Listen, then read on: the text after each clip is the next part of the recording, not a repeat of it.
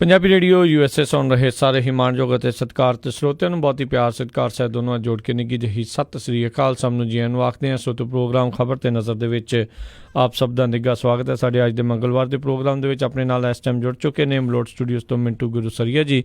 ਮਿੰਟੂ ਜੀ ਨਿੱਘੀ ਜੀ ਆਇਆਂ ਨੂੰ ਪਿਆਰ ਭਰੀ ਸਤਿ ਸ਼੍ਰੀ ਅਕਾਲ ਜੀ। ਸ਼ੁਕਰੀਆ ਜੀ ਸਾਰਿਆਂ ਨੂੰ। ਸਾਡੇ ਅੱਜ ਦੇ ਪ੍ਰੋਗਰਾਮ ਖਬਰ ਤੇ ਨਜ਼ਰ ਨੂੰ ਸਪਾਂਸਰ ਕਰਦੇ ਨੇ ਖਾਲਸਾ ਇੰਸ਼ੋਰੈਂਸ ਏਜੰਸੀ ਵਾਲੇ, ਜਿਨ੍ਹਾਂ ਦੇ ਕੋਲੋਂ ਤੁਸੀਂ ਹਰ ਇੱਕ ਤਰੀਕੇ ਦੀ ਇੰਸ਼ੋਰੈਂਸ ਕਰਵਾ ਸਕਦੇ ਹੋ। ਇੰਸ਼ੋਰੈਂਸ ਬਾਰੇ ਪਤਾ ਕਰਨ ਲਈ ਕਾਲ ਕਰ ਸਕਦੇ ਹੋ ਨੰਬਰ 408-272-2500 ਦੇ ਉੱਤੇ। ਇਸ ਮੌਕੇ ਓਬਾਮਾ ਕੇਅਰ ਕਵਰਡ ਕੈਲੀਫੋਰਨੀਆ ਦੀਆਂ ਨਵੀਆਂ ਐਪਲੀਕੇਸ਼ਨਸ ਅਤੇ ਰੀਨਿਊਅਲਸ ਦਾ ਸਮਾਂ ਜਿਹੜਾ ਚੱਲ ਰਿਹਾ ਆ। ਆਪਣੀ ਓਬਾਮਾ ਕੇਅਰ ਨੂੰ ਰੀਨਿਊ ਕਰਾਉਣ ਦੇ ਲਈ ਨਵੀਂ ਐਪਲੀਕੇਸ਼ਨ ਭਰਾਉਣ ਦੇ ਲਈ ਕਾਲ 408-272-2500 ਦੇ ਉੱਤੇ। ਅਤੇ ਨਾਲ ਹੀ ਕ੍ਰਿਸ਼ਨ ਧਨੋਤਾ ਯੂਬਾ ਸਿਟੀ ਤੋਂ Jaspal Singh Sacramento GN tyre and lube ਵਾਲੇ, ਜਿਨ੍ਹਾਂ ਦੇ ਕੋਲੋਂ ਤੁਸੀਂ truck wash, oil change, air brake ਦਾ ਕੰਮ ਕਰਵਾ ਸਕਦੇ ਹੋ।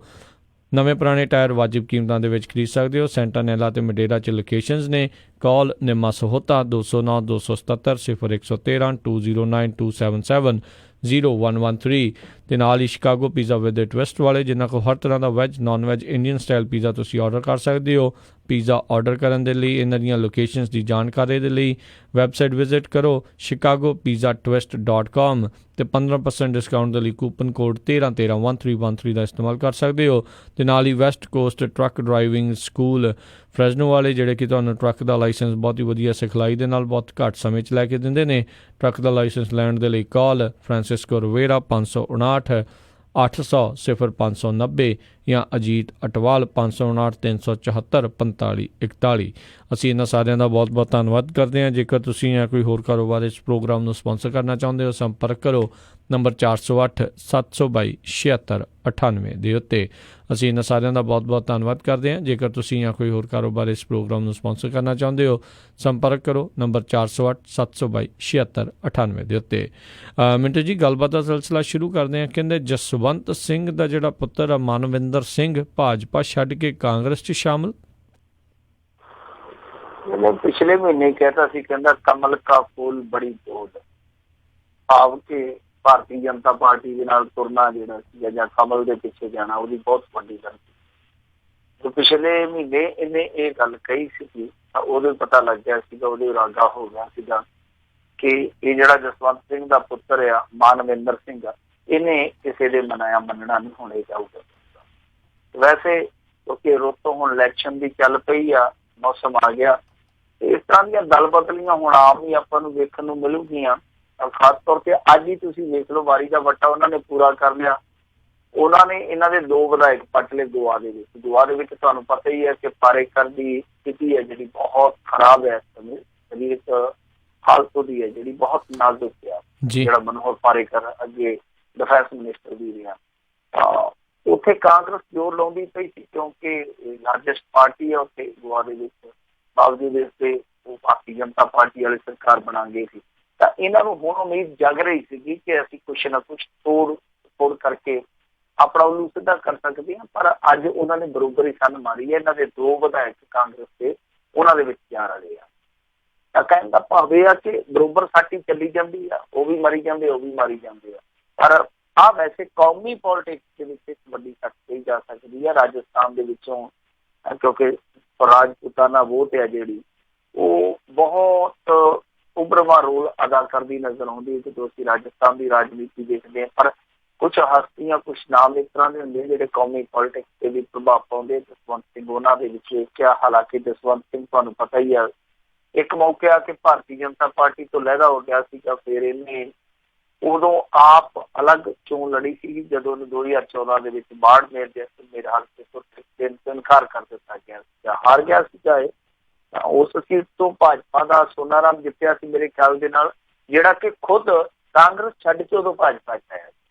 ਤਾਂ ਐਤਕੀ ਇਹ ਝਟਕਾ ਜਿਹੜਾ ਭਾਜਪਾ ਨੂੰ ਲੱਗਿਆ ਕਿ ਬਹੁਤ ਵੱਡੇ ਨਾਮਚੀਨ ਆਗੂ ਦਾ ਜਿਹੜਾ ਕਿ ਖੁਦ 4 ਸਾਲਾਂ ਤੋਂ ਕੌਮਾ 'ਚ ਪਿਆ, ਤਾਂ ਉਹਦਾ ਮੁੰਡਾ ਜਿਹੜਾ ਉਹ ਇਲੈਕਸ਼ਨ ਤੋਂ ਐਨ ਪਹਿਲਾਂ ਕਾਂਗਰਸ ਦੇ ਰੱਥ ਤੇ ਸਵਾਰ ਹੋ ਗਿਆ। ਇਹ ਰੱਥ ਹੁਣ ਜੇਤੂ ਰੱਥ ਵੱਜੂਗਾ ਜਾਂ ਇਹ ਪਛਤਾਵੇ ਵਾਲਾ ਸੌਦਾ ਸਾਬਤ ਹੋਊਗਾ, ਇਹ ਸਮਾਂ ਦੱਸੂਗਾ।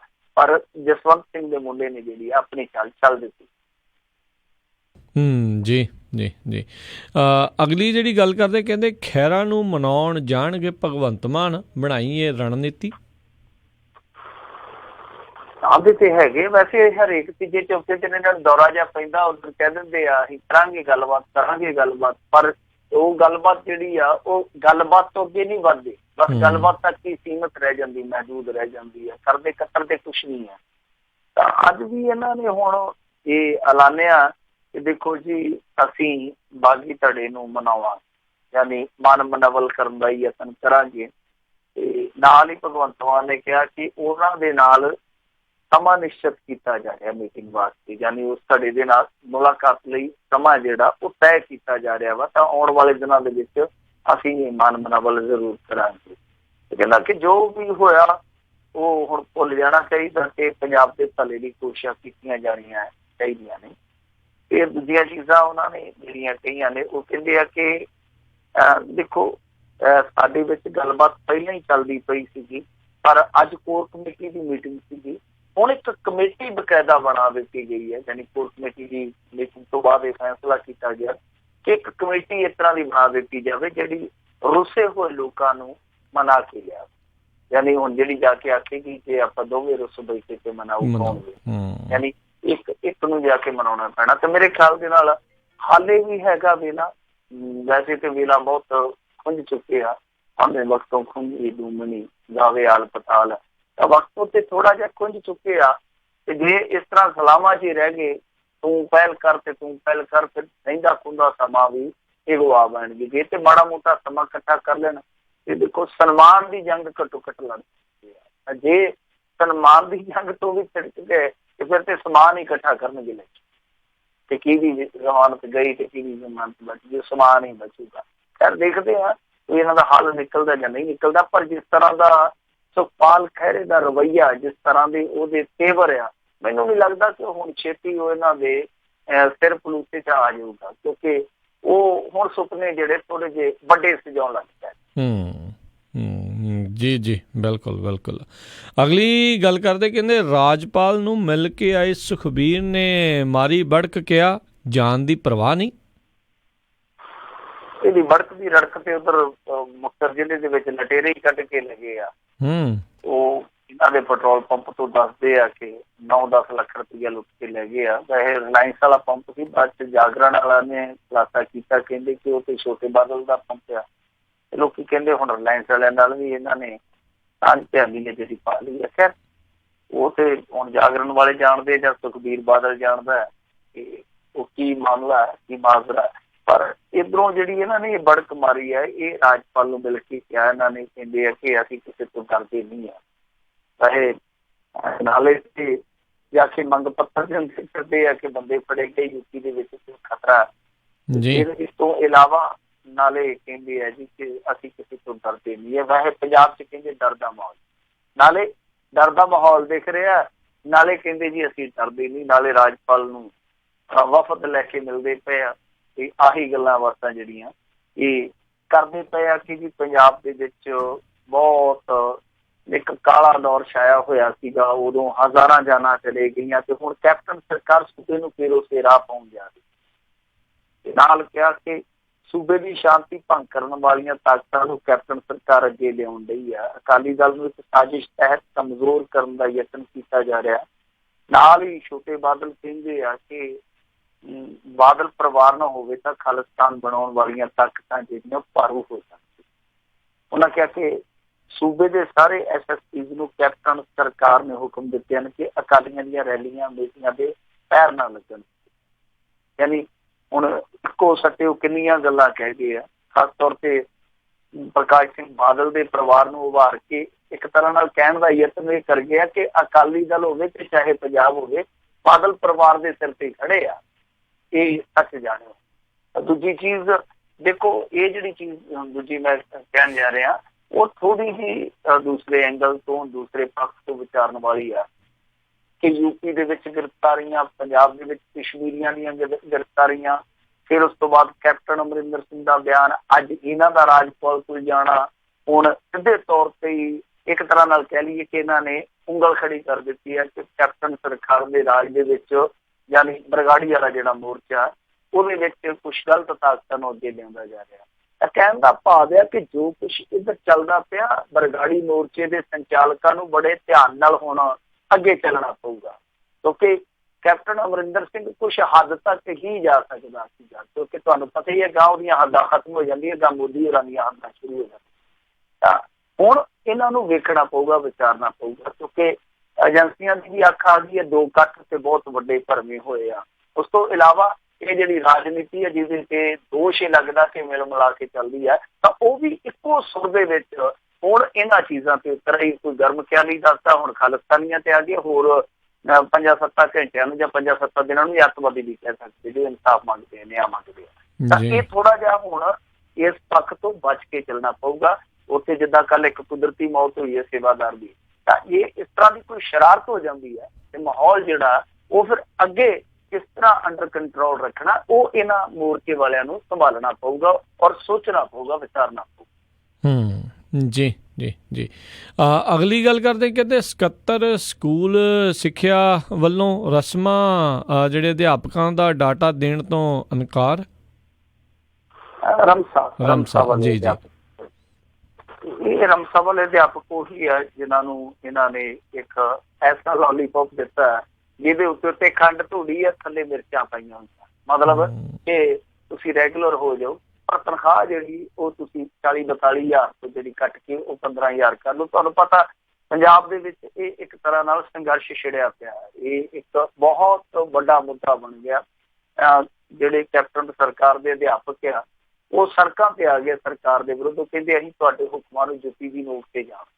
ਤਾਂ ਕੁਛ ਮਾਮਲਿਆਂ ਦੇ ਵਿੱਚ ਸਰਕਾਰ ਦੇ ਨਾਲ ਵੀ ਸੁਰਾਂ ਮਿਲਦੀਆਂ ਨੇ, ਪਰ ਕੁਛ ਮਾਮਲਿਆਂ ਦੇ ਵਿੱਚ ਰਾਜਨੀਤੀ ਹੈ ਜਿਹੜੀ ਉਹ ਅਧਿਆਪਕਾਂ ਦੇ ਨਾਲ ਵੀ ਖੜੀ ਨਜ਼ਰ ਆਉਂਦੀ, ਖਾਸ ਤੌਰ ਤੇ ਵਿਰੋਧੀ ਧਿਰਾਂ ਨੇ ਜਿਹੜੀਆਂ ਉਹ ਅਧਿਆਪਕਾਂ ਨਾਲ ਖੜਦੀਆਂ ਦਿਖਦੀਆਂ ਨੇ। ਤਾਂ ਅੱਜ ਸਿਮਰਨਜੀਤ ਬੈਂਸ ਨੇ ਵੀ ਸਿੱਧੇ ਤੌਰ ਤੇ ਇਹਨਾਂ ਦੀ ਹਮਾਇਤ ਕੀਤੀ ਆ ਔਰ ਬਕਾਇਦਾ ਕ੍ਰਿਸ਼ਨ ਕੁਮਾਰ ਕੋਲੋਂ ਜਾ ਕੇ ਰੈਗੂਲਰ ਕਰਨ ਦੇ ਨਾਂ ਤੇ ਜਿਹੜੀ ਇਹ ਤਨਖਾਹ ਕੀਤੀ ਜਾ ਰਹੀ 42,500 ਤੋਂ ਘਟਾ ਕੇ 15,300 ਯਾਨੀ 42,500 ਤੋਂ 15,300, ਤਾਂ ਉਹ ਜਿਹੜੀ ਸਹਿਮਤੀ ਦੇਣ ਵਾਲਾ ਡਾਟਾ ਜਿਹਦੇ ਬਾਰੇ ਸਰਕਾਰ ਦਾਅਵਾ ਕਰਦੀ ਆ, ਕਲੇਮ ਕਰਦੀ ਆ ਕਿ 94% ਅਧਿਆਪਕਾਂ ਨੇ ਸਾਨੂੰ ਯੈਸ ਕੀਤੀ ਸੀਗੀ, ਤਾਂ ਹੀ ਅਸੀਂ ਇਹਨੂੰ ਅਮਲ 'ਚ ਲਿਆਂਦਾ। ਤਾਂ ਜਦੋਂ ਇਹਨਾਂ ਨੇ ਜਾ ਕੇ ਡਾਟਾ ਮੰਗਿਆ ਤਾਂ ਪਹਿਲਾਂ ਤੇ ਵਿਦਿਆ ਭਵਨ ਪਹੁੰਚਣ ਤੇ 77 ਸਕੂਲ ਜਿਹੜੇ ਸਿੱਖਿਆਵਾਂ ਦੇ ਹੈਗੇ ਆ ਕ੍ਰਿਸ਼ਨ ਕੁਮਾਰ ਜੀ, ਉਹਨਾਂ ਨੇ ਇਨਕਾਰ ਕਰ ਦਿੱਤਾ ਕਿ ਉਹ ਨਿਯਮਾਂ ਅਨੁਸਾਰ ਇਹ ਡਾਟਾ ਲਿਖਤੀ ਬੇਨਤੀ ਪੱਤਰ ਤੋਂ ਬਿਨਾਂ ਤੇ ਸਿੱਖਿਆ ਮੰਤਰੀ ਪੰਜਾਬ ਦੀ ਸਹਿਮਤੀ ਤੋਂ ਬਿਨਾਂ ਨਹੀਂ ਦੇ ਸਕਦੇ। ਇਹ ਜਦੋਂ ਉਹਨਾਂ ਵਿਧਾਇਕ ਬੈਂਸ ਨੂੰ ਲਿਖਤੀ ਪੱਤਰ ਦੇਣ ਲਈ ਕਿਹਾ, ਵਿਧਾਇਕ ਬੈਂਸ ਨੇ ਲਿਖਤੀ ਪੱਤਰ ਦੇਣ ਉਪਰੰਤ ਮੀਡੀਆ ਨਾਲ ਗੱਲਬਾਤ ਕਰਦਿਆਂ ਇਹ ਗੱਲ ਕਹੀ ਹੈ ਕਿ ਸਿੱਖਿਆ ਵਿਭਾਗ ਕੋਲ ਡਾਟਾ ਹੀ ਹੈ, ਯਾਨੀ ਜਿਹੜਾ 77 ਸਿੱਖਿਆ ਇਹਦੇ ਕੋਲ ਆਪਣੇ ਕੋਲ ਡਾਟਾ ਹੀ ਨਹੀਂ ਹੈ, ਅਧਿਕਾਰੀ ਝੂਠ ਬੋਲਦੇ। ਤੇ ਨਾਲ ਹੀ ਉਹਨਾਂ ਕਿਹਾ ਕਿ ਇਹਨਾਂ ਨੇ ਮੁੱਖ ਮੰਤਰੀ ਅਤੇ ਮੰਤਰੀ ਮੰਡਲ ਨੂੰ ਵੀ ਗੁੰਮਰਾਹ ਕੀਤਾ। ਉਹਨਾਂ ਕਿਹਾ ਕਿ ਉਹ ਡਾਟਾ ਲੈ ਕੇ ਰਹਿਣਗੇ ਭਾਵੇਂ ਉਹਨਾਂ ਨੂੰ ਸਿੱਖਿਆ ਮੰਤਰੀ ਦੇ ਦਫ਼ਤਰ ਅੱਗੇ ਤੱਕ ਹੋਵੇ। ਤੁਸੀਂ ਸਮਝੀ ਗਏ ਹੋਗੇ ਕਿਉਂਕਿ ਉਹਨਾਂ ਨੇ ਜਾ ਕੇ ਡਾਟਾ ਮੰਗਿਆ, ਉਹ ਕਹਿੰਦੇ ਜੀ ਅਸੀਂ ਦੇ ਨਹੀਂ ਸਕਦੇ, ਤੁਹਾਨੂੰ ਲਿਖਤੀ ਬੇਨਤੀ ਪੱਤਰ ਦੇਣਾ ਪੈਣਾ। ਲਿਖਤੀ ਬੇਨਤੀ ਪੱਤਰ ਦੇਣ ਤੋਂ ਬਾਅਦ ਵੀ ਉਹਨਾਂ ਨੇ ਡਾਟਾ ਨਹੀਂ ਦਿੱਤਾ ਤੇ ਹੁਣ ਸਿਮਰਨਜੀਤ ਬੈਂਸ ਇਹ ਗੱਲ ਕਹਿੰਦਾ ਕਿ ਅਸਲ ਦੇ ਵਿੱਚ ਉਹ ਡਾਟਾ ਹੈ ਹੀ ਨਹੀਂ। ਔਰ ਇਹੀ ਇੱਕ ਪੇਚ ਹੈ ਇਸ ਮਾਮਲੇ ਦੇ ਵਿੱਚ। ਵੈਸੇ ਤੇ ਤੁਹਾਨੂੰ ਪਤਾ ਹੀ ਆ ਵਿਰੋਧਾਭਾਸ ਵਾਲੀਆਂ ਗੱਲਾਂ ਇਹਨਾਂ ਨੇ ਕੁਛ ਕੀਤੀਆਂ ਨੇ ਇਹੋ ਜਿਹੇ ਮਾਮਲਿਆਂ ਦੇ ਵਿੱਚ, ਪਰ ਇਹਦੇ ਵਿੱਚ ਸਭ ਤੋਂ ਵੱਡਾ ਪੇਚ ਇਹੀ ਹੋਈ ਆ। ਇਹ ਕਹਿੰਦੇ ਆ ਕਿ ਜਿਹੜਾ ਅਸੀਂ ਫੈਸਲਾ ਲਿਆ, ਸਰਕਾਰ ਵਾਲੇ ਹਾਕਮ ਧਿਰ ਵਾਲੇ ਜਿਹੜੇ ਕਹਿੰਦੇ ਆ, ਇਹ ਕਹਿੰਦੇ ਆ ਕਿ ਅਸੀਂ ਇਹ ਫੈਸਲਾ ਤਦ ਲਿਆ ਜਦ ਇਹਨਾਂ ਨੇ ਸਾਨੂੰ ਸਹਿਮਤੀ ਦੇ ਦਿੱਤੀ। ਬਹੁਤ ਗਿਣਤੀ 'ਚ ਇਹਨਾਂ ਅਧਿਆਪਕਾਂ ਨੇ ਹੀ ਸਾਨੂੰ ਸਹਿਮਤੀ ਦੇ ਦਿੱਤੀ ਕਿ ਅਸੀਂ ਤਿਆਰ ਆ, ਤੁਸੀਂ ਇਹ ਫੈਸਲਾ ਲੈ ਲਓ। ਤਾਂ ਉਹ ਕਹਿੰਦੇ ਕਿ ਅਸੀਂ ਇੱਕ ਸਰਵੇ ਕਰਵਾਇਆ ਸੀਗਾ, ਤਾਂ ਉਸ ਸਰਵੇ ਦੇ ਵਿੱਚ 94% ਅਧਿਆਪਕ ਸਹਿਮਤੀ ਜਤਾਉਂਦੇ ਇਸ ਗੱਲ ਦੇ ਨਾਲ ਕਿ ਸਾਨੂੰ ਰੈਗੂਲਰ ਕਰ ਲਓ ਔਰ ਸਾਡੀ ਤਨਖਾਹ ਆ ਜਿਹੜੀ ਉਹ 42,500 ਤੋਂ ਕੱਟ ਕੇ 15,300 ਰੁਪਇਆ ਕਰ ਦਿਓ, ਬੇਸ਼ੱਕ ਸਾਨੂੰ ਕੋਈ ਫਰਕ ਨਹੀਂ। ਹੁਣ ਜਿਹੜੇ ਅਧਿਆਪਕ ਆ ਉਹ ਕਹਿੰਦੇ ਕਿ ਬਿਲਕੁਲ ਇਹ ਝੂਠ ਬੋਲਦੇ ਪਏ ਆ, ਬਿਲਕੁਲ ਇਹ ਕੂੜ ਪ੍ਰਚਾਰ ਕਰਦੇ ਪਏ ਆ।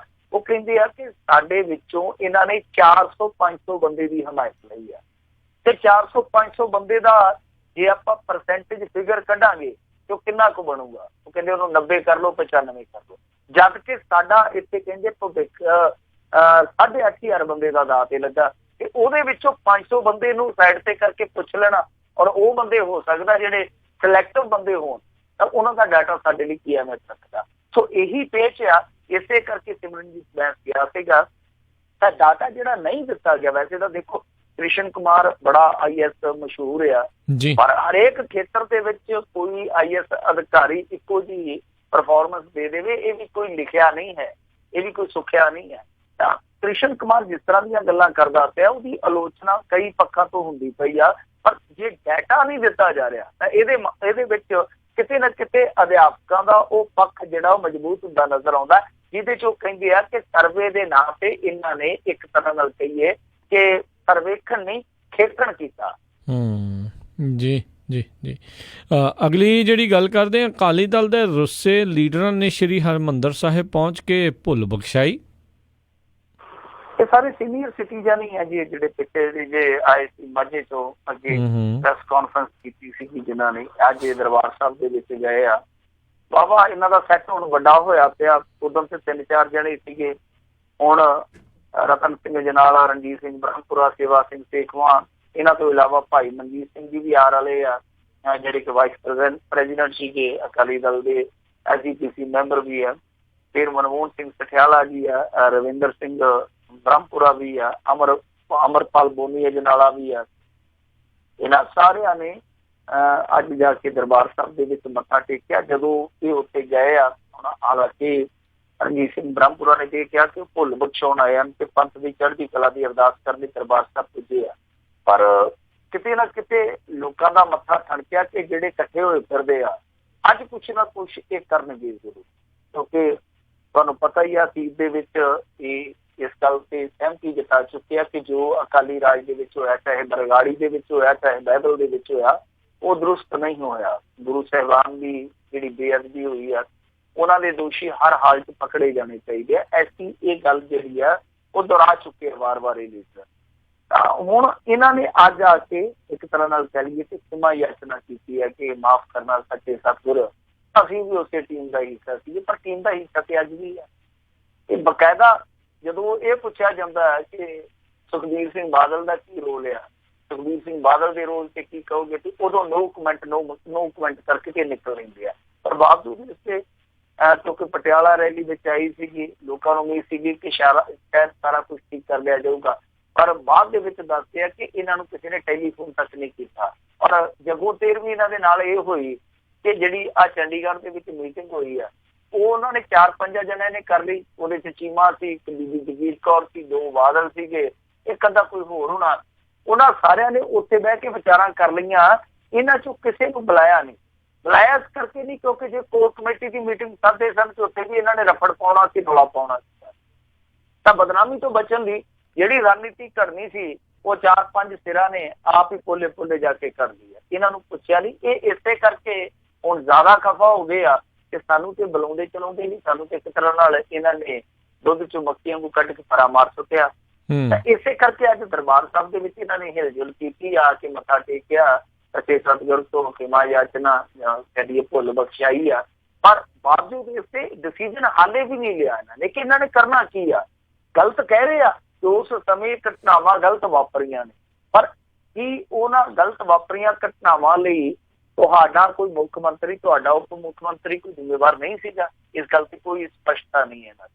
ਅੱਗੇ ਇਹਨਾਂ ਨੇ ਕੀ ਕਰਨਾ, ਇਹ ਨਾਲ ਕਹਿ ਦਿੰਦੇ ਆ ਪਾਰਟੀ ਨਹੀਂ ਛੱਡਣੀ ਕਿ ਪਾਰਟੀ ਦੇ ਅਸੀਂ ਵਫਾਦਾਰ ਸਿਪਾਹੀ, ਪਰ ਕਰਨਾ ਕੀ ਆ ਉਹ ਹਾਲੇ ਤੱਕ ਸਪਸ਼ਟ ਆ। ਦਪਾਲਪੁਰੀ ਜੀ ਆ ਤੁਹਾਡੇ ਇੱਥੇ ਅਮਰੀਕਾ ਦੇ ਵਿੱਚ ਬੜੇ ਰਾਈਟਰ ਵਧੀਆ ਨੇ, ਉਹਨਾਂ ਨੇ ਗੱਲ ਲਿਖੀ ਸੀ ਕਿ ਇੱਕ ਵਾਰੀ ਇਹਨਾਂ ਬਾਰੇ ਉਹ ਕਹਿੰਦੇ ਕਿ ਕੋਈ ਬੰਦਾ ਸੀਗਾ ਭੱਜ ਕੇ ਪਿੰਡੋਂ ਬਾਹਰ ਨਿਕਲਿਆ ਤੇ ਲੋਕਾਂ ਨੇ ਆਖਿਆ ਲਓ ਵੀ ਇਹ ਗੁੱਸੇਖੋਰ ਆਦਮੀ ਆ, ਅੱਜ ਕੁਛ ਨਾ ਕੁਛ ਕਰੂਗਾ। ਕਹਿੰਦੇ ਭੱਜ ਕੇ ਅੰਬ ਦੇ ਰੁੱਖ ਤੇ ਚੜ੍ਹ ਗਿਆ। ਅੰਬ ਦੇ ਰੁੱਖ ਤੇ ਚੜ੍ਹ ਗਿਆ ਤੇ ਕਹਿੰਦੇ ਵੀ ਇਹ ਕੀ ਕਰ ਲਿਆ? ਕਹਿੰਦਾ ਮੈਂ ਤਾਂ ਸੇਬ ਖਾਣਾ ਆ। ਉਹ ਕਹਿੰਦੇ ਕਮਾਲ ਦੀ ਗੱਲ ਹੈ, ਰੁੱਖ ਤੇ ਅੰਬ ਦਾ ਤੂੰ ਸੇਬ ਖਾਣ ਤੋਂ ਆਇਆ? ਕਹਿੰਦਾ ਨਹੀਂ, ਉਹ ਸੇਬ ਮੈਂ ਘਰੋਂ ਲੈ ਕੇ ਆਇਆ। ਮਤਲਬ ਕਹਿਣ ਦਾ ਇਹੋ ਹੀ ਆ ਕਿ ਇਹ ਬਸ ਅੰਬ ਤੇ ਚੜ੍ਹ ਜਾਂਦੇ ਤੇ ਸੇਬ ਖਾ ਦਿੰਦੇ ਕਿ ਅਸੀਂ ਘਰੋਂ ਲੈ ਕੇ ਆਏ। ਕਰਨਾ ਖਤਰਨਾ ਕੱਖ ਨਹੀਂ। ਹਾਲ ਦੀ ਘੜੀ ਇਹੋ ਦੌਰ ਚੱਲਦਾ ਪਿਆ। ਕੋਈ ਦਬਾਅ ਪਾ ਰਿਹਾ, ਕੋਈ ਬੈਕਫੁੱਟ ਤੇ ਜਾ ਰਿਹਾ, ਪਰ ਹਰੇਕ ਦੀ ਰਣਨੀਤੀ ਜਿਹੜੀ ਉਹ ਆਪਣੀ ਥਾਂ ਤੇ ਉਹਦੇ ਲਈ ਠੀਕ ਹੋ ਸਕਦੀ ਆ, ਜਾਂ ਉਹਦੀ ਭਾਵਨਾ ਕੁਛ ਹੱਦ ਤੱਕ ਠੀਕ ਹੋ ਸਕਦੀ ਹੈ ਕਿ ਉਹ ਗੁਰੂ ਸਾਹਿਬ ਦੀ ਜਿਹੜੀ ਬੇਹੁਰਮਤੀ ਹੋਈ ਆ ਉਹਦੇ ਲਈ ਇਨਸਾਫ ਦੀ ਭਾਵਨਾ ਰੱਖਦਾ। ਪਰ ਸਪਸ਼ਟ ਤੌਰ ਤੇ ਇਨਸਾਫ ਕਿਵੇਂ ਮਿਲਣਾ, ਨਾ ਕੋਈ ਪ੍ਰੋਗਰਾਮ ਦੇ ਰਿਹਾ, ਨਾ ਕੋਈ ਕੇਂਦਰ ਸਰਕਾਰ ਜਾਂ ਇੱਥੋਂ ਦੀ ਸਰਕਾਰ ਨੂੰ ਦਬਾਅ ਬਣਾਉਣ ਲਈ ਅੱਗੇ ਲੱਗਦਾ ਪਿਆ। ਜਿਹੜਾ ਮੋਰਚਾ ਚੱਲਦਾ ਪਿਆ ਉਹਦੇ 'ਚ ਲੋਕ ਜਿਹੜੇ ਉਹ ਆਪਣੇ ਪੱਧਰ ਤੇ ਭਾਵਨਾਤਮਕ ਤੌਰ ਤੇ ਯੋਗਦਾਨ ਦੇ ਰਹੇ ਆ, ਪਰ ਜਿਹੜੀ ਇਹ ਰਾਜਨੀਤੀ ਹੈ ਸਾਈਡ ਤੇ ਹੋ ਕੇ ਆਪਣੇ ਵਾਧੇ ਘਾਟੇ ਆ ਜਿਹੜੇ ਉਹ ਮਿਣ ਕੇ ਚੱਲਦੀ ਪਈ। ਜੀ ਜੀ, ਅਗਲੀ ਗੱਲ ਕਰਦੇ ਹਾਂ ਮਿੰਟੂ ਜੀ। ਕਹਿੰਦੇ ਨੌਜਵਾਨ ਨੇ SIT ਕੋਲ ਖੋਲੇ ਅਕਾਲੀਆਂ ਤੇ ਪੁਲਿਸ ਦੇ ਭੇਤ। ਦੇਖੋ SIT ਤੁਹਾਨੂੰ ਪਤਾ ਹੀ ਆ, ਜਿੱਦਾਂ ਆਪਾਂ ਗੱਲ ਕੀਤੀ ਸੀਗੀ ਉਦੋਂ, 14 ਨਵੰਬਰ ਤਰੀਕ ਆ ਹਾਈ ਕੋਰਟ ਦੇ ਵਿੱਚ ਇਸ ਮਾਮਲੇ ਦੀ ਸੁਣਵਾਈ ਨੂੰ ਲੈ ਕੇ, ਜੋ ਬਰਗਾੜੀ ਵਾਲਾ ਮਾਮਲਾ ਜਾਂ ਪੈਦਲ ਵਾਲਾ ਮਾਮਲਾ, ਤਾਂ ਇਹਨਾਂ ਨੇ ਉਦੋਂ ਤੱਕ ਰਿਪੋਰਟ ਤਿਆਰ ਕਰਨੀ ਹੈ, ਕਿਉਂਕਿ ਹਾਈ ਕੋਰਟ ਨੇ ਉਹਨਾਂ ਅਧਿਕਾਰੀਆਂ ਦੀ ਜਾਂਚ ਪੜਤਾਲ ਦੀ ਸਟੇਟਸ ਰਿਪੋਰਟ ਮੰਗੀ ਹੋਈ ਹੈ ਜਿਨ੍ਹਾਂ ਨੇ ਜਾ ਕੇ ਹਾਈ ਕੋਰਟ ਦੇ ਵਿੱਚ ਆਪਣੇ ਖਿਲਾਫ ਜਿਹੜੀ ਕਾਰਵਾਈ ਇਹ ਸਰਕਾਰ ਵੱਲੋਂ ਵਿੱਢੀ ਗਈ ਸੀ ਉਹਨੂੰ ਸਟੇ ਕਰਨ ਦੀ ਯਾਚਨਾ ਕੀਤੀ, ਦਰਖਾਸਤ ਦਿੱਤੀ ਸੀ। ਤਾਂ ਇਹ ਹੁਣ SIT ਹੈ ਜਿਹੜੀ ਉਹ ਪੂਰੀ ਗਤੀਸ਼ੀਲ ਹੋ ਗਈ ਆ। ਇਹਨਾਂ ਨੇ ਜਾ ਕੇ ਤੇ ਬਰਗਾੜੀ ਦੇ ਵਿੱਚ ਮੋਰਚੇ ਲਾਏ ਹੋਏ ਆ ਆਪਦੇ ਅੱਡ, ਇਹ ਜਾਂਚ ਪੜਤਾਲ ਵਾਲੇ। ਇਹਦੇ ਵਿੱਚ ਇੱਕ ਗੱਲ ਦੱਸਦੇ ਆ ਕਿ ਕੋਈ ਬੰਦਾ ਪੇਸ਼ ਹੋਇਆ, ਨੌਜਵਾਨ ਪੇਸ਼ ਹੋਇਆ, ਉਸ ਨੌਜਵਾਨ ਨੇ ਜਿਹੜੀ ਗਾਥਾ ਦੱਸੀ ਆ ਉਹ ਹੈਰਾਨ ਕਰਦੀ ਹੈ ਔਰ ਮੂੰਹ ਬਦਤੀ ਸੀ ਨਿਕਲਦੀ ਹੈ। ਜੇ ਇਸ ਗਾਥਾ ਨੂੰ ਆਪਾਂ ਸੱਚ ਮੰਨ ਕੇ ਚੱਲੀਏ ਜਾਂ ਸੁਣ ਕੇ ਆਪਾਂ ਇਹ ਆਪਣੇ ਦਿਲ ਤੇ ਲਾਈਏ ਤੇ ਦਿਲ ਹਿੱਲ ਜਾਂਦਾ। ਇਹ ਬੂਟਾ ਸਿੰਘ ਆ ਕੋਈ ਰੋੜੀ ਕਪੂਰਾ ਦਾ, ਤੇ ਦੱਸਦੇ ਆ ਕਿ ਉਸ ਦਿਨ 14 ਅਕਤੂਬਰ ਵਾਲੇ ਦਿਨ ਇਹ ਕੋਟਕਪੂਰਾ ਚੌਂਕ ਦੇ ਵਿੱਚ ਲੰਗਰ ਲੈ ਕੇ ਆਇਆ ਸੀ। ਇਹ ਦੱਸਦਾ ਕਿ ਉਸ ਸਮੇਂ ਪੁਲਿਸ ਨੇ ਲੋਕਾਂ ਨੂੰ ਖਦੇੜਨਾ ਸ਼ੁਰੂ ਕਰ ਦਿੱਤਾ, ਲਾਠੀ ਚਾਰਜ ਹੋਇਆ, ਪਾਣੀ ਦੀਆਂ ਵਾਛੜਾਂ ਪਾਈਆਂ ਗਈਆਂ ਤੇ ਗੋਲੀ ਚੱਲੀ। ਉਹ ਗੋਲੀ ਜਿਹੜੀ ਚੱਲੀ ਆ ਉਹਦੇ ਵਿੱਚੋਂ ਇੱਕ ਗੋਲੀ ਇਹਦੇ ਪੱਟ ਛਾ ਕੇ, ਤੇ ਦੱਸਦੇ ਆ ਕਿ ਇਹ ਗੋਲੀ ਖਾ ਕੇ ਜਦੋਂ ਜ਼ਖਮੀ ਹੋ ਗਿਆ, ਜ਼ਖਮੀ ਹੋਏ ਨੂੰ ਵੀ ਕੁੱਟੀ ਗਈ। ਤੇ ਆਪ ਦੱਸਦਾ ਕਿ ਜਦੋਂ ਮੈਂ ਜ਼ਖਮੀ ਹੋ ਗਿਆ, ਭੱਜਣਾ ਤਾਂ ਕੀ ਹੁਣ, ਜ਼ਖਮੀ ਬੰਦੇ ਨੇ, ਉਹ ਤਾਂ ਵਿਚਾਰਾ ਨਿਢਾਲ ਹੀ ਪੈ ਸਕਦਾ, ਤੇ ਉਹਨੂੰ ਪੈ ਨੂੰ ਵੀ ਕੁੱਟੀ ਗਿਆ, ਇਲਾਜ ਵੀ ਨਹੀਂ ਕਰਵਾਉਣ ਦਿੱਤਾ ਗਿਆ। ਇਹ ਬੰਦਾ ਆਪਣੀ ਗੋਲੀ ਆਪ ਕੱਢ ਕੇ ਲਿਆ ਨਾਲ, ਕਿਆ ਦੇਖੋ ਆਹ ਗੋਲੀ ਦਿੱਤੀ, ਐਦੋਂ ਵੱਡਾ ਕੋਈ ਸਬੂਤ ਹੈ। ਤੇ ਕਮਾਲ ਦੀ ਗੱਲ ਆ, ਇਹ ਕਹਿੰਦਾ ਕਿ ਇੰਨਾ ਕੁਛ ਹੋਣ ਤੋਂ ਬਾਅਦ ਵੀ ਮੇਰੇ ਧਿਆਨ ਹੀ ਨਹੀਂ ਜੀ। ਮਿੰਟੂ ਜੀ,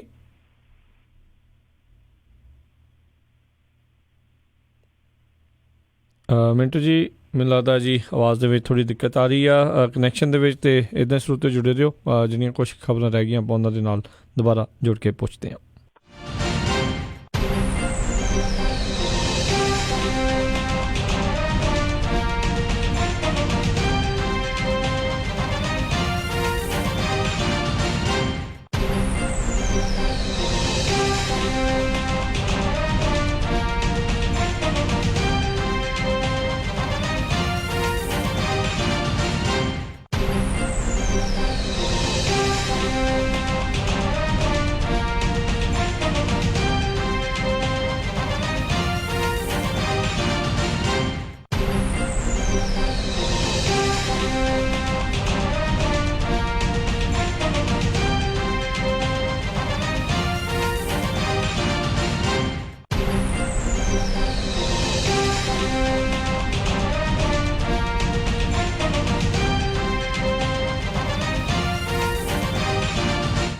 ਜੀ ਇੱਕ ਵਾਰੀ ਫਿਰ ਸਵਾਗਤ ਹੈ ਮਿੰਟੂ ਜੀ। ਥੋੜ੍ਹੀ ਜਿਹੀ ਤਕਨੀਕੀ ਪ੍ਰੋਬਲਮ ਦੇ ਕਰਕੇ ਜਿਹੜੀ ਗੱਲ ਆਪਣੀ ਵਿੱਚ ਰਹਿ ਗਈ ਸੀਗੀ ਜੀ ਮਿੰਟੂ ਜੀ।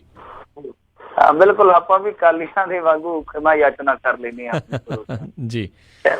ਗੱਲ ਕਰਦੇ ਪਏ ਸਾਂ ਕਿ ਇਹ ਜਿਹੜਾ ਨੌਜਵਾਨ ਹੈ ਬੂਟਾ ਸਿੰਘ, ਜਿਹੜਾ ਦੱਸਦਾ ਕਿ ਮੈਂ ਉਸ ਦਿਨ ਲੰਗਰ ਲੈ ਕੇ ਗਿਆ ਸਾਂ ਕੋਟਕਪੂਰੇ ਚੌਂਕ ਦੇ ਵਿੱਚ, ਫਿਰ ਉੱਥੇ ਅਚਾਨਕ ਲਾਠੀ ਚਾਰਜ ਹੁੰਦਾ, ਪਾਣੀ ਦੀਆਂ ਵਾਛੜਾਂ ਸੁੱਟੀਆਂ ਜਾਂਦੀਆਂ, ਫਿਰ ਅਚਾਨਕ ਗੋਲੀ ਚੱਲਦੀ ਆ ਤੇ ਇੱਕ ਗੋਲੀ ਉਹਦੇ ਪੱਟ 'ਚ ਲੱਗਦੀ ਆ। ਇਹ ਕਮਾਲ ਦੀ ਗੱਲ ਆ ਕਿ ਉੱਥੇ ਜਦੋਂ ਡਿੱਗ ਪੈਂਦਾ, ਹੁਣ ਦੇਖੋ ਡਿੱਗੇ ਬੰਦੇ ਤੇ ਰਹਿਮ ਕਰਨਾ ਚਾਹੀਦਾ, ਤੇ ਦੱਸਦੇ ਆ ਕਿ ਇਹਨੂੰ ਜ਼ਖਮੀ ਹੋਣ ਤੋਂ ਬਾਅਦ ਵੀ ਕੁੱਟਿਆ ਗਿਆ। ਤੇ ਇਹਦੋਂ ਵੀ ਅਗਲੀ ਜਿਹੜੀ ਤਰਾਸਦੀ ਆ ਉਹ ਇਹ ਆ ਕਿ ਇਸ ਇਨਸਾਨ ਦੇ ਜਿਹਦੇ ਗੋਲੀ ਲੱਗੀ ਆ ਉਹਦੇ ਬਿਆਨ ਤੱਕ ਦਰਜ ਨਹੀਂ ਕੀਤੇ ਗਏ, ਜਿੰਨੀਆਂ ਵੀ ਜਾਂਚਾਂ ਪੜਤਾਲਾਂ ਬਾਅਦ ਦੇ ਵਿੱਚ ਹੋਈ। ਤਾਂ ਇਹ ਖੁਦ ਨਾਲ ਗੋਲੀ ਲੈ ਕੇ ਆਇਆ ਜੋ ਇਹਦੇ ਸਰੀਰ ਦੇ ਵਿੱਚੋਂ ਨਿਕਲੀ ਆ, ਕਿ ਆਹ ਦੇਖੋ ਭਾਈ ਮੇਰੇ ਗੋਲੀ ਵੱਜੀ ਆ, ਰੱਬ ਦਾ ਵਾਸਤਾ ਮੈਨੂੰ ਇਨਸਾਫ ਦੇ ਦਿਓ। ਤਾਂ ਪਿਛਲੀਆਂ ਪਤਾ ਨਹੀਂ ਕਿਉਂ ਉਹਨਾਂ ਅਥਾਰਟੀਆਂ ਨੇ ਇਹਦੇ ਬਿਆਨ ਦਰਜ ਨਹੀਂ ਕੀਤੇ ਜਿਹੜੀਆਂ ਜਾਂਚ ਪੜਤਾਲ ਕਰ ਰਹੀਆਂ ਸਨ। ਇਹ ਵੇਖਣ ਵਾਲੀ ਗੱਲ ਹੈ, ਵਿਚਾਰਨ ਵਾਲੀ ਗੱਲ ਆ। ਪਰ ਜਿਹੜੀ ਇਹ SIT ਆ, ਇਹਨਾਂ ਨੇ ਸਾਫ਼ ਤੌਰ ਤੇ ਕਹਿ ਦਿੱਤਾ ਕਿ ਦੇਖੋ ਅਸੀਂ ਖੁੱਲੇ ਰੂਪ ਦੇ ਵਿੱਚ ਕਹਿੰਦੇ ਹਾਂ ਕਿ ਜਿਸ ਕਿਸੇ ਨੇ ਵੀ ਬਿਆਨ ਦਰਜ ਕਰਵਾਉਣੇ ਹੋਣ ਉਹ ਫਰੀਦਕੋਟ ਹੈਡਕੁਆਟਰ ਆ ਕੇ ਬਿਆਨ ਲਿਖਾ ਸਕਦਾ। ਮਤਲਬ ਜੇ ਕੋਈ ਰਹਿ ਗਿਆ ਤਾਂ ਉਹ ਆਪਣੇ ਬਿਆਨ ਦਰਜ ਕਰਵਾ ਸਕਦਾ। ਸੋ ਜੇ ਕੋਈ ਰਹਿ ਗਿਆ ਹੋਊਗਾ ਤੇ ਹੁਣ ਤੇ ਬਿਆਨ ਦਰਜ ਕਰਵਾਊਗਾ। ਪਰ 3 ਸਾਲ ਉਹਨਾਂ ਲੋਕਾਂ ਨੂੰ, ਜਿਨ੍ਹਾਂ ਲੋਕਾਂ ਨੇ ਡਾਂਗਾਂ ਖਾਧੀਆਂ, ਗੋਲੀਆਂ ਖਾਧੀਆਂ, ਉਹਨਾਂ ਲੋਕਾਂ ਨੂੰ ਇਨਸਾਫ ਛੱਡੋ। ਤੁਸੀਂ ਮੋਢੇ ਤੇ ਹੱਥ ਰੱਖ ਕੇ ਭਰੋਸਾ ਹੀ ਨਹੀਂ ਦੇ ਸਕੇ ਕਿ ਅਸੀਂ ਭਾਈ ਤੁਹਾਨੂੰ ਇਨਸਾਫ ਦਿਵਾਵਾਂਗੇ, ਤੇ ਉਹ ਆਉਣਗੇ ਕਿੱਥੋਂ? ਉਹ ਇਹ ਵੀ ਸੋਚਣਗੇ ਕਿ ਜਿਹੜੇ ਅੱਗੇ 2-3 ਡਰਾਮੇ ਹੋ ਗਏ ਆ, ਇਹ ਡਰਾਮਾ ਵੀ ਉਹਨਾਂ ਦਾ ਹੀ ਐਪੀਸੋਡ ਹੋ ਸਕਦਾ।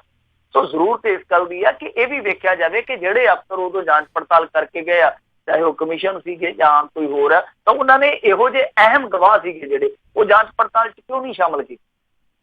ਜੀ ਜੀ ਬਿਲਕੁਲ, ਸਵਾਲ ਤਾਂ ਵੱਡੇ ਨੇ। ਜਾਂਦੇ ਜਾਂਦੇ ਗੱਲ ਕਰ ਲਈਏ, ਕਹਿੰਦੇ ਫਰਜ਼ੀ ਸਰਟੀਫਿਕੇਟ ਦੇ ਕੇ ਨੌਕਰੀਆਂ ਲੈਣ ਵਾਲਿਆਂ ਦੀ ਤਾਦਾਦ ਇਸ ਬਾਰੇ ਵੀ ਫੁੱਲ, ਇਹ ਘਟੂਗੀ ਵੀ ਕਿੱਦਾਂ?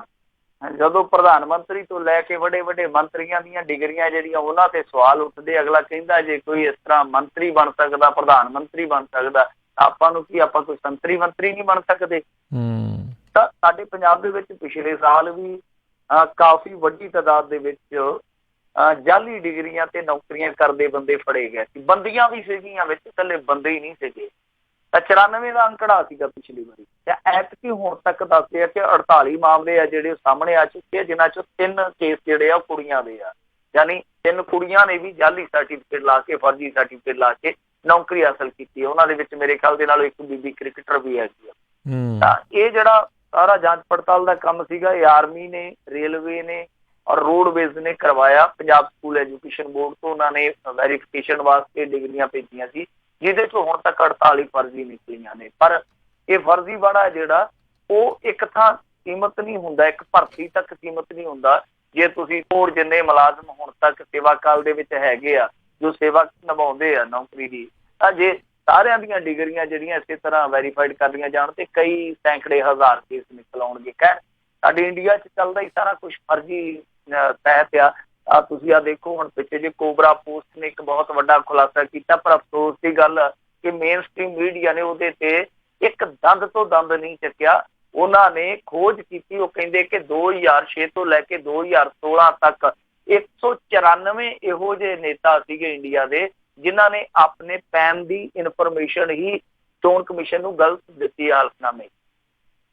ਦੀ ਗੱਲ ਆ, ਇਹਦੇ 'ਚ 6 ਸਾਬਕਾ ਮੁੱਖ ਮੰਤਰੀ ਆ, ਇੱਕ ਮੌਕੇ ਦਾ ਗਵਰਨਰ ਵੀ ਆ, ਇੱਕ ਮੌਕੇ ਦਾ ਚੀਫ ਮਿਨਿਸਟਰ ਵੀ ਆ, 52 ਜਿਹੜੇ ਮੌਕੇ ਦੇ ਵਿਧਾਇਕ ਆ, ਸਾਬਕਾ ਵਿਧਾਇਕ ਵੀ 108 ਦੇ ਕਰੀਬ ਆ। ਮਤਲਬ ਕਿ ਦੇਖੋ ਫਰੌਡਬਾਜ਼ੀ ਕਿੱਡੇ ਵੱਡੇ ਪੱਧਰ ਤੇ ਕੀਤੀ ਆ। ਵੀਰ ਭੱਦਰ ਸਿੰਘ ਆ ਜਿਹੜਾ ਐਡਾ ਭੱਦਰਪੁਰ 'ਚ, ਹਰੇਕ ਮਾਮਲੇ 'ਚ ਇਹਦਾ ਨਾਂ ਗੂੰਜਦਾ, ਪੈਨ ਕਾਰਡ ਘੁਟਾਲੇ 'ਚ ਵੀ ਇਹਦਾ ਨਾਂ ਗੂੰਜਦਾ। ਕਹਿੰਦੇ ਆ ਕਿ ਉਹ ਪੈਨ ਕਾਰਡ ਦੀ ਜਾਣਕਾਰੀ ਹੈ ਜਿਹੜੀ ਇਹਨੇ ਵੀ ਅੱਧੀ ਅਧੂਰੀ ਦਿੱਤੀ ਆ। ਅੱਧੀ ਅਧੂਰੀ ਤੋਂ ਭਾਵ ਕੀ ਆ ਕਿ ਛੇੜਛਾੜ ਕਰਕੇ ਪੈਨ ਦੇ ਨਾਲ, ਤੁਹਾਨੂੰ ਪਤਾ ਸਾਰੀ ਬੈਂਕਿੰਗ ਡਿਟੇਲ ਹੁੰਦੀ ਆ।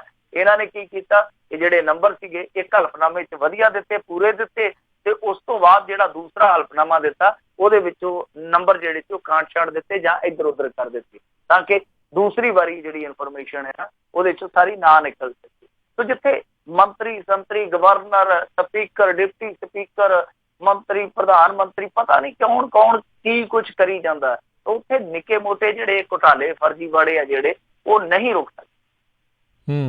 ਜੀ ਜੀ ਜੀ ਮਿੰਟੂ ਜੀ, ਬਹੁਤ ਬਹੁਤ ਤੁਹਾਡਾ ਧੰਨਵਾਦ। ਤੁਸੀਂ ਸਾਡੇ ਨਾਲ ਜੁੜੇ, ਇਹਨਾਂ ਖਬਰਾਂ ਬਾਰੇ ਸਾਨੂੰ ਜਾਣਕਾਰੀ ਦਿੱਤੀਆਂ। ਅਗਲੀ ਵਾਰ ਤੱਕ ਲਈ ਬੜੀ ਮਿਹਰਬਾਨੀ। ਪਿਆਰ ਭਰੀ ਸਤਿ ਸ਼੍ਰੀ ਅਕਾਲ ਜੀ।